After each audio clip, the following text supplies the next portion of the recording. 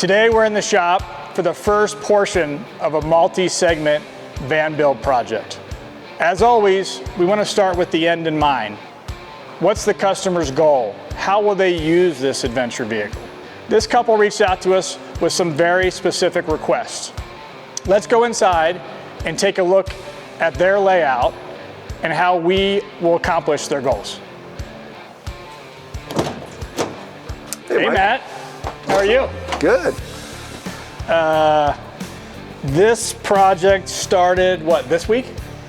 Yep, Okay. we're getting into it this week. Yep, and I remember from all the back and forth and all the customer requests that it's a pretty specific layout. It is. And not something we've really done before. No, but we're really excited about it. Okay, let's start in the back. So this van actually arrived with 2 motorcycles in it. It did, yeah. Yeah. So they brought us, which I'm actually grateful for, they brought us their bikes, their helmets, their boots, because we all were working out specific places for all those little things. Yeah, yep. And so often this is the sleeping area for most families, but it's kind of the opposite for them, right? Correct. Yeah. So we're doing a kind of garage area to fit 2 dirt bikes in here. Yep. And the idea is that they still have all the amenities of one of our normal builds, right, with hot water, a robust power system, and a sleeping area. Yeah, so let's take a look at that. So normally this is the power side, looks like it is in this build. Yep. Yep.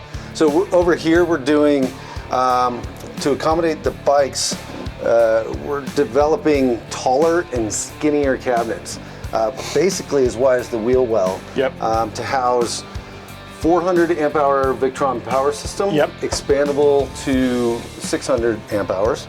And so that'll be over on this side. So custom cabinets for the garage. Correct. And then water over here?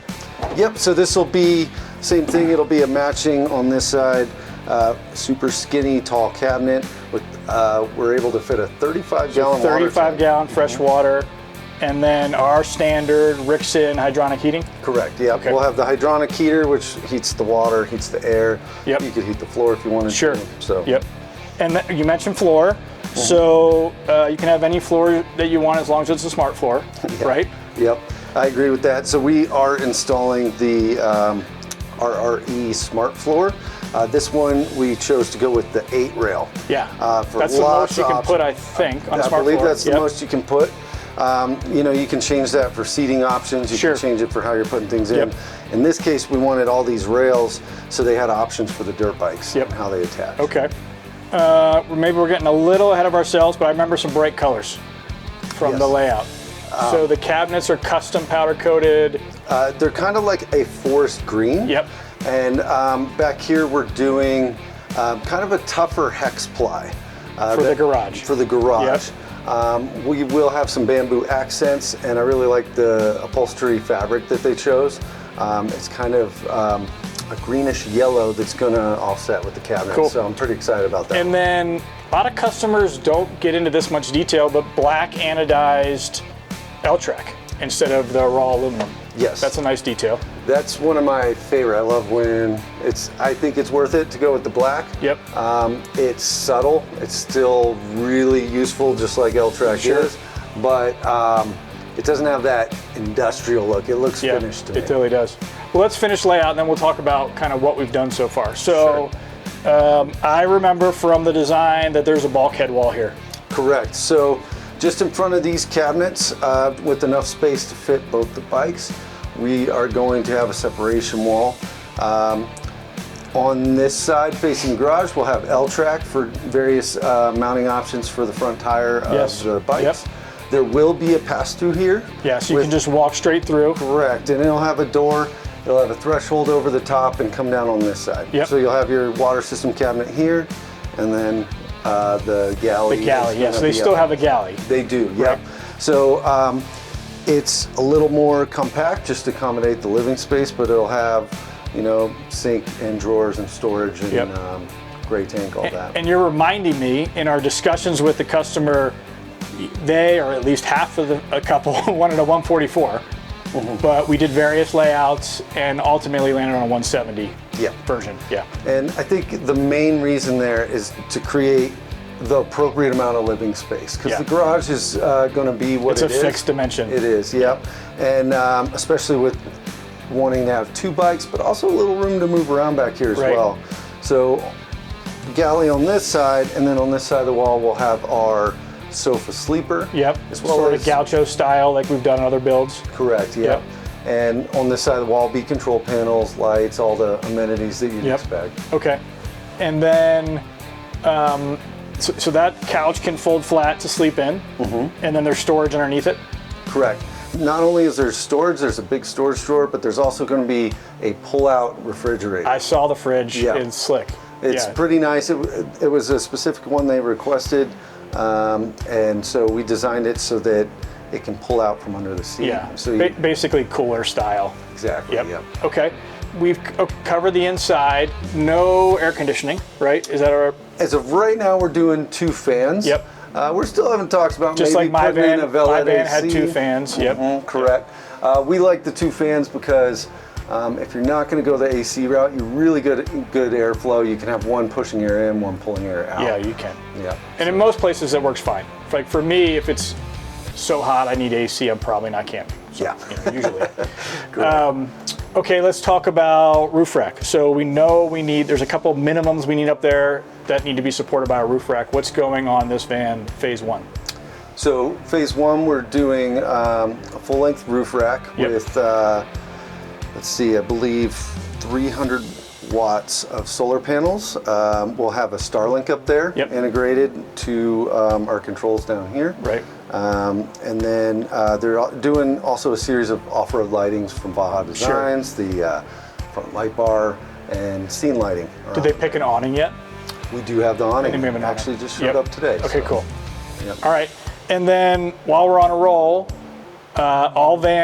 basically all vans get wheels, tires, rip kit.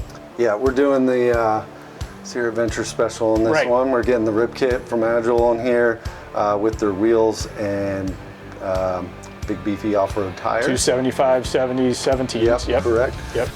They're also getting onboard air for airing down, airing up. Yeah, which Moto family would do that. Yeah, it's Right. going to be nice. We're still working out. We're probably going to have air chucks everywhere on the van because you can do that with Yes. the onboard air. Yep.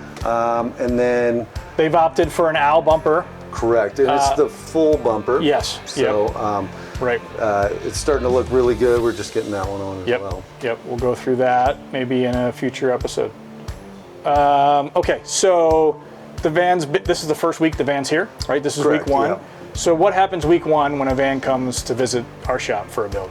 So week 1 is there's a lot of disassembly pulling out. There's electrical channels, things like that. We haven't taken the floor out yet because I'm still waiting on the smart floor. But where we start is with the foundation kit from Right. Lost Highway. Yep. So This is Lost Highways foundation kit. correct, yep. And that is all this bracing you see in gray, Yep. all over the place. It gets riveted down and then secured. And that gives us a platform to start putting in the L-track Yep. and adding the wood panels. Got it. And then obviously we're doing some rough in. This looks like 110 rough in. Yep, and so we get our base wires going that are all in the walls that you don't see. Yep. Also, all these black squares, this is sound deadening. Yes. So in our Yep. builds, we do the sound deadening, we have insulation, we even put sound deadening on the back of the panels. Interior panels. And then padding under the upholstery, and so to make it as quiet as possible. Right. Okay. And then, so week 2, what happens with the van? Week 2 is going to be where things really start coming together. Wrapping up the wiring, floors going in. We're going to start constructing our divider wall here, and then the cabinets are coming in, and we're going to get going on that. Meanwhile, we're also wrapping up roof rack and Yep. things like that. Great. So, Okay. So some exterior stuff is concurrent sort of with the interior build. yeah, exactly. Yeah. And then suspensions typically last because we weigh the van. Correct. Right. So I'm always anxious to get the suspension done because it just makes the van look awesome. But we are waiting because we roughly know what the van's going to weigh, but we tune our suspension Right. specifically to the van Right, and weight. maybe we'll show that, but we have a rack where we carry every leaf spring that Agile makes. Yep. And then we weigh the rear axle and we pick the leaf spring off the About shelf. 15 different options to go through Right. for whatever the van needs. Yep. Cool. All right. Well, we look forward to the next addition of the van. Yeah, I think it'll look a lot different Yeah. when we check Awesome. in. Thank you, Matt. All right. Cool.